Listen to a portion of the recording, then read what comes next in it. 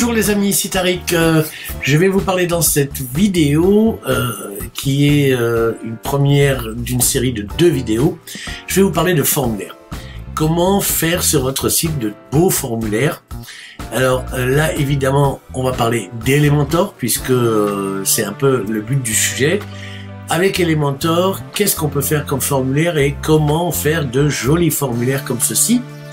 Nous allons voir qu'il y a 2 façons de faire suivant que vous avez la version gratuite d'Elementor ou suivant que vous avez la version payante, Elementor Pro à 50 € par an à peu près.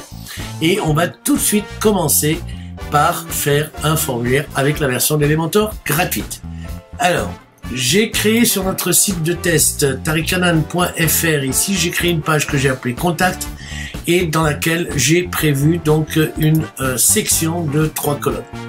Comme si j'avais ici mis une section de 3 colonnes et ensuite j'ai donné ici une largeur de 10% à chacune des colonnes d'extrémité pour mettre mon formulaire au milieu et en ça respecter un petit peu ce qui nous est proposé ici, puisque vous le voyez que on voit bien qu'il y a 2 colonnes sur le côté. Alors ce système de 3 colonnes est plutôt sympa parce que ça permet vraiment de gérer la largeur de votre formulaire. Alors maintenant, il nous faut un formulaire ici au milieu. Et pour cela, on va chercher un formulaire ou un form en anglais. Donc je tape form et comme vous le voyez ici, eh bien tout est cadenassé. Pourquoi est-ce que c'est cadenassé? Tout simplement parce que ces formulaires-là dépendent d'Elementor Pro que vous voyez ici. Le form par exemple, il est là. Et donc vous voyez que ici basique, ça c'est pour tout le monde. Ça c'est pour la version Pro. Ensuite, il y a d'autres choses. Le général, c'est disponible aussi. Et il y a d'autres choses, y compris les widgets WordPress, etc. Bref, vous voyez, on n'a pas d'éléments de forme disponibles.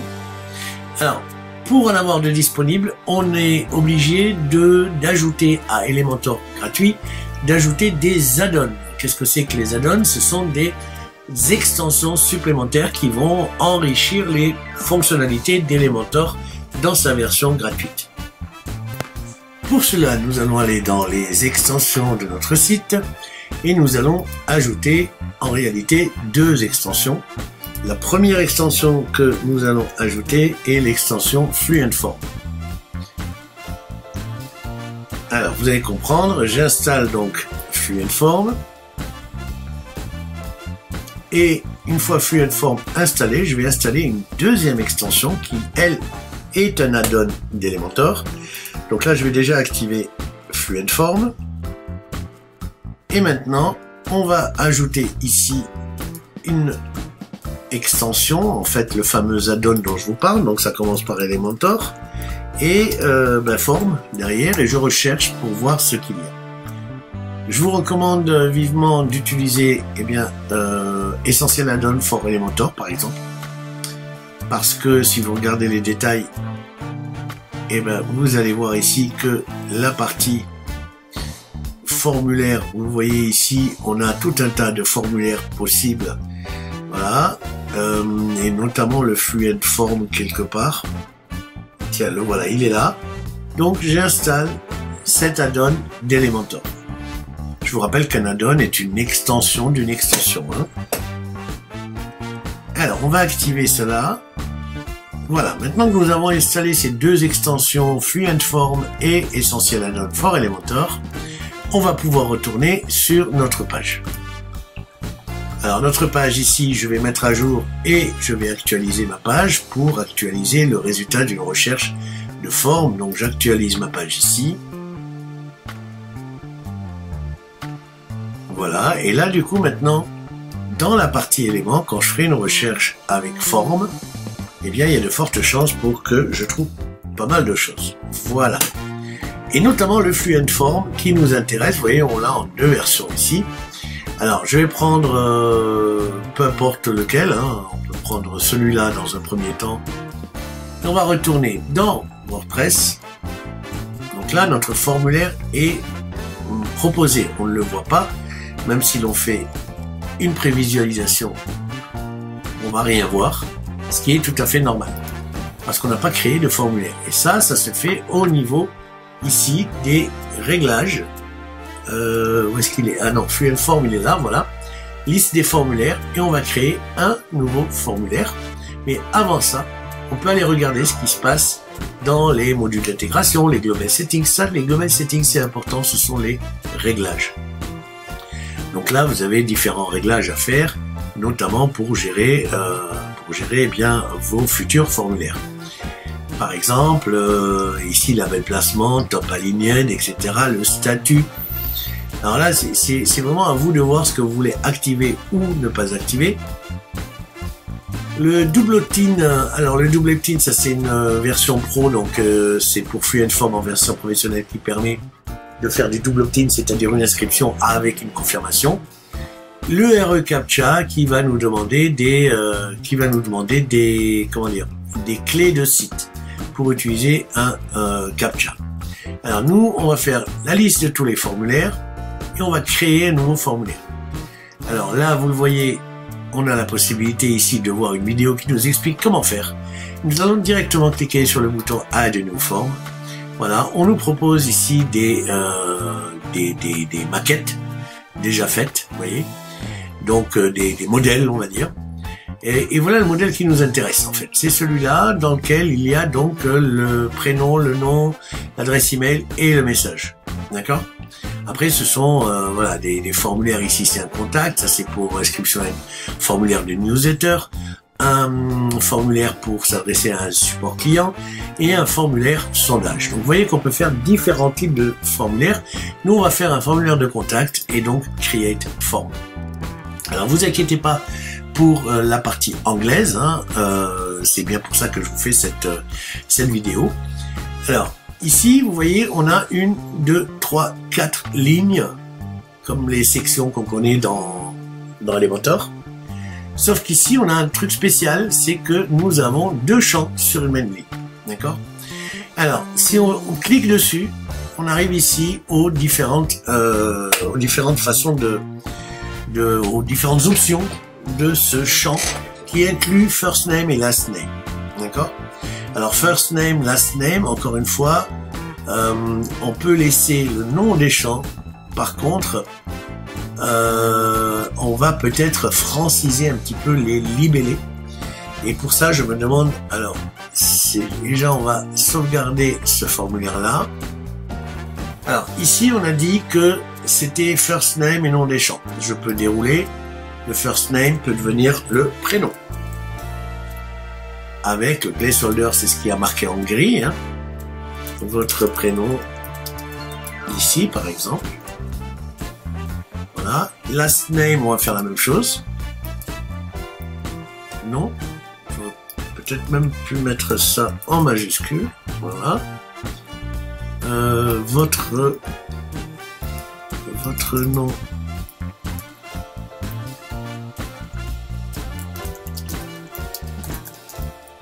Ici, voilà. On va enregistrer ça. Ici, donc vous voyez, c'est déjà francisé. Email, adresse email, ça on va pouvoir le modifier aussi. Donc c'est email adresse, c'est votre email ici. Voilà. Le sujet.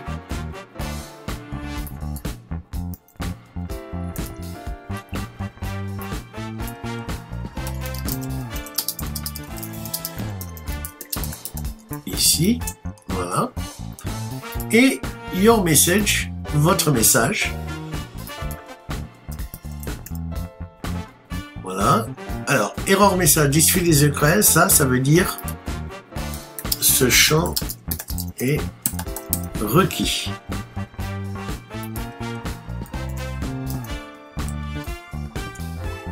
Voilà, on va enregistrer notre formulaire, et ça c'est intéressant maintenant, parce que maintenant que notre formulaire est enregistré, on va pouvoir ici l'appeler. Vous voyez ici, si j'actualise la page,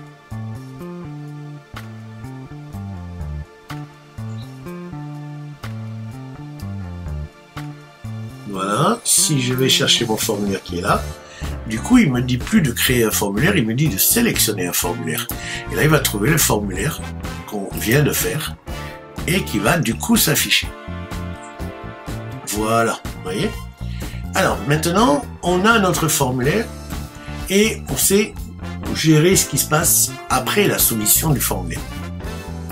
En l'occurrence, ça va se passer sur la création de notre formulaire ici, hein, dans notre tableau de bord. Alors, ce formulaire-là, c'est au niveau des réglages. D'ailleurs, submit form, on l'a pas francisé. On va écrire envoyer. Tout simplement. On va faire un save, voilà.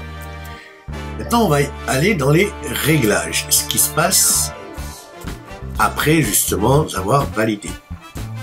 Alors, les options du formulaire.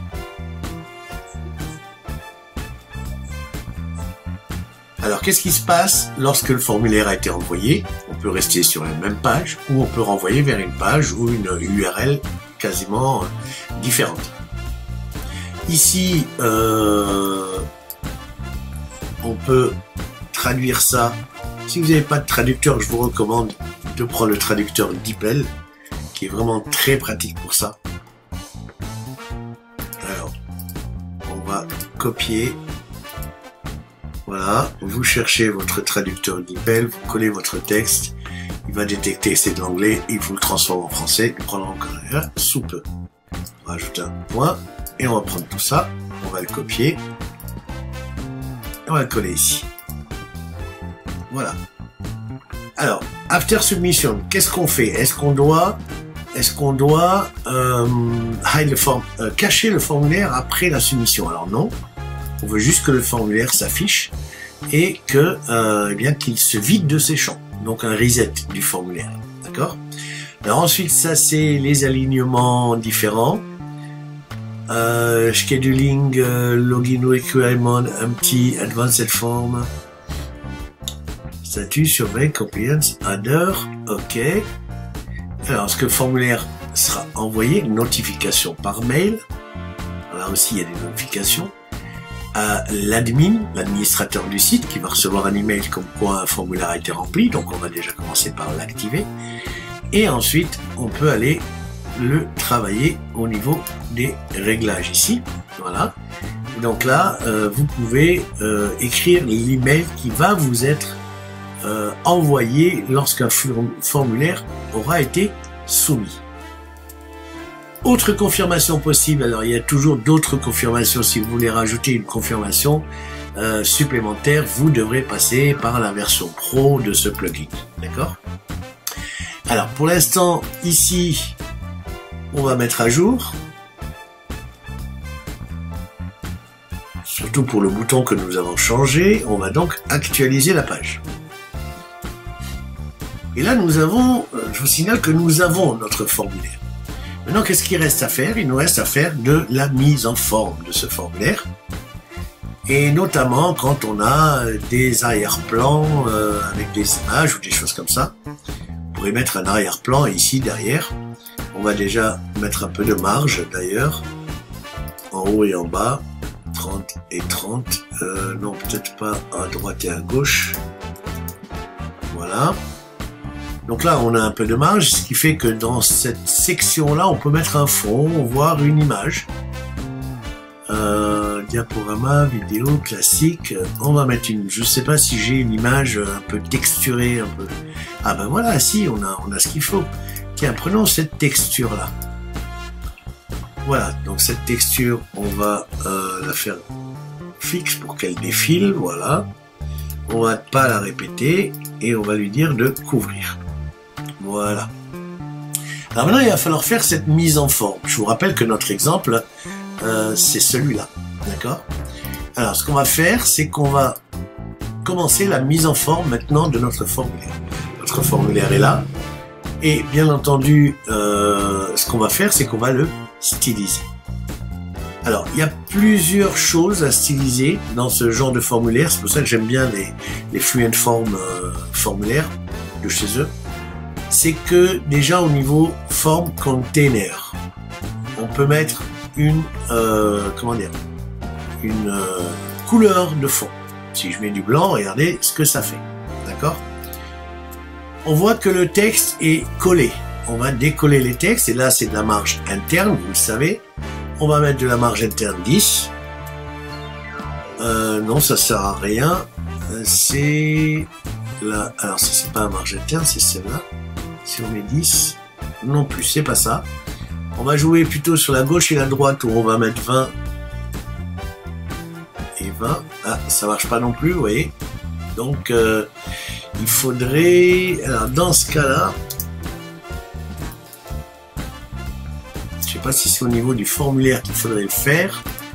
Au niveau des formulaires, on n'a pas vraiment d'option à part de travailler avec du JS personnalisé.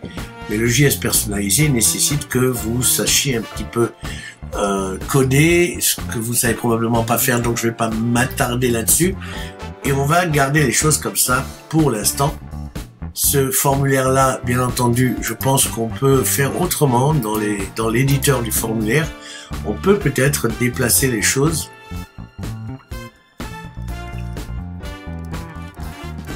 Alors, qu'est-ce qu'on peut faire? Advanced Field, Container, Payment Field. En haut à droite, libellé. Ok, il n'y a pas vraiment grand-chose à part jouer avec des classes.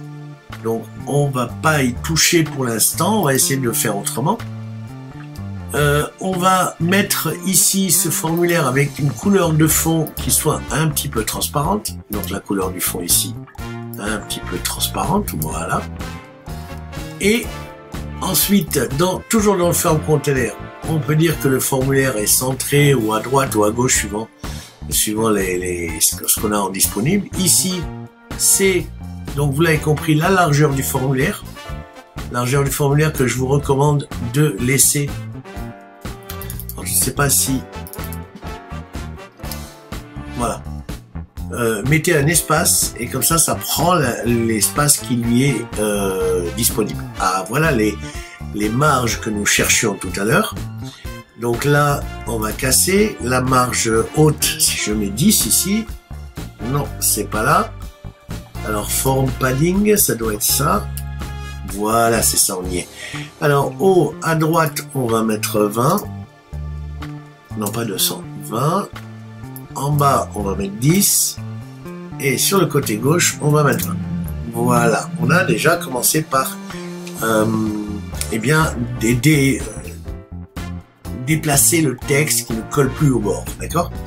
On va essayer de mettre des bords arrondis. Et pour cela, on va aller dans la border radius. On va juste donner 20. Voilà. En border, on peut aussi mettre un border qui ne fasse pas tout le tour, mais uniquement en haut à gauche et en bas à droite, par exemple. Et dans ce cas-là, en haut à droite, ça va être 0. Voilà. Et en bas à gauche, ça va être 0. Voilà. Donc voilà à quoi ressemble notre formulaire avec les bouts arrondis. On peut d'ailleurs augmenter un petit peu les bouts arrondis pour leur donner plus d'importance. On va monter à 50. Voilà. Alors, ensuite, qu'est-ce qu'on a à faire? Eh bien, on va continuer ici. Le type de bordure, bon, j'en donne pas. On en a fini avec le container. Les labels maintenant. Le text color des labels qui est noir en l'occurrence, mais qu'on peut avoir de la couleur qu'on veut. D'accord? Et au-delà de la couleur qu'on veut, on peut avoir surtout la typographie qu'on veut. Par exemple, du Josephin, qui est une police que j'aime bien personnellement. Voilà, on joue sur la taille. Tiens, on n'a pas le subject là, n'a pas été mis à jour, c'est pas grave. Alors, on va laisser tout le reste par défaut. Les input area. Alors, qu'est-ce que c'est que les inputs? Les inputs, ce sont les champs dans lesquels on peut rentrer des informations. D'accord? Vous voyez que le background color, on va le laisser en blanc, mais on pourrait le mettre en différentes couleurs. Hein. On pourrait mettre un gris avec la couleur du texte en blanc, par contre. Alors, attention pour la couleur du texte, la typographie.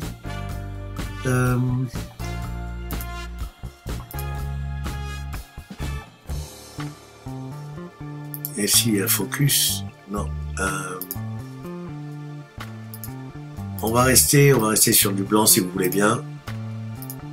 Et le focus, quand on y est, on est dedans. On va mettre à jour pour regarder. Ça me semble bien. Le placeholder, c'est le texte grisé là. Alors ce texte grisé, vous pouvez aller choisir la couleur que vous voulez, hein, comme vous voyez ici. Donc Donc on va garder un gris. Radio checkbox, on n'en a pas. Section break, on n'en a pas. On cherche le submit button, le bouton. Alors le bouton, on peut bien sûr jouer sur sa couleur, hein, comme n'importe quel bouton, avec un hover. Le hover, donc le hover c'est quand on passe dessus. On va changer le background, la couleur du fond dans un orangé, voilà, quelque chose comme ça. Et le message de succès, donc le message de succès que nous avons préétabli, et les erreurs, donc tout ça, ça se fait ici, hein, bien sûr. Voilà, on montre les messages d'erreur, et je vous rappelle que les messages d'erreur doivent être réglés ici dans les réglages et intégration. D'accord? Donc là, on va enregistrer. Et voilà donc, on va pouvoir maintenant revenir à l'éditeur WordPress, à mettre à jour notre page contact. Et voilà comment avoir de jolis formulaires de contact avec Elementor gratuits à l'aide de deux plugins, de deux add-ons. D'un plugin et d'un add-on pour être précis. D'accord? Et vous voyez que on est tout à fait dans ce qu'on voulait faire ici. Alors évidemment, on aurait pu mettre un filet autour avec de l'ombre. C'est pas un souci. Donc pour ça, on modifie. On va mettre un filet blanc avec lueur tournante. Alors comment est-ce qu'on fait ça?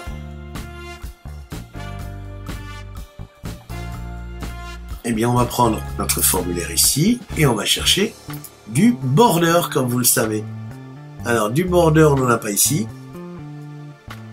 Ah si, type de bordure, voilà. Et l'ombre de la boîte. Alors, le type de bordure, ça va être continu.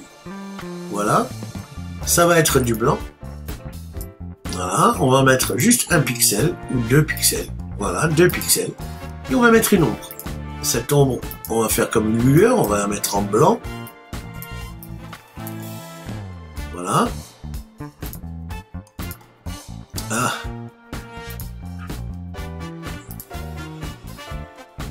L'ombre de la boîte, oui.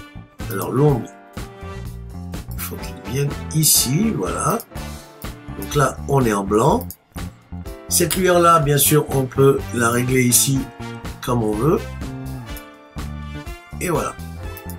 Mettre à jour. Donc là, on est pas mal par rapport à ça. On aurait pu travailler différemment le bouton ici.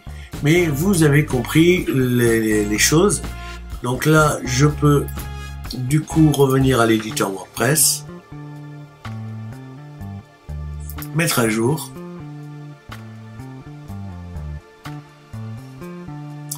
Voilà, et on va pouvoir voir la page. Voilà notre formulaire et voilà, quand on clique dedans, on va pouvoir l'utiliser et l'envoyer. Et je vous donne rendez-vous à la prochaine vidéo qui va parler de la possibilité de faire de tels formulaires avec Elementor Pro cette fois-ci, c'est-à-dire l'Elementor à 50 € par an. Je vous dis à tout de suite dans la prochaine vidéo.